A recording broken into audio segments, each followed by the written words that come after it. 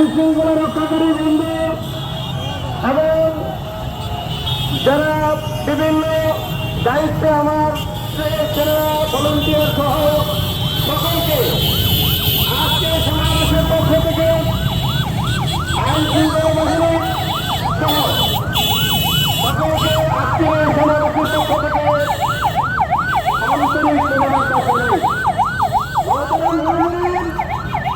আজকের সমাবেশে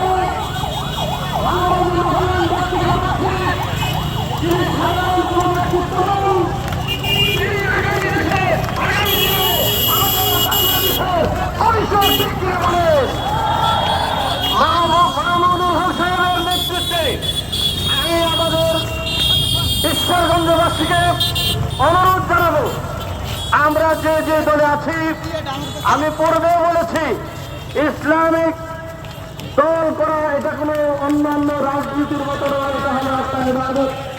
আল্লাহর জমিনে হুকুমত করার টাকা, আল্লাহর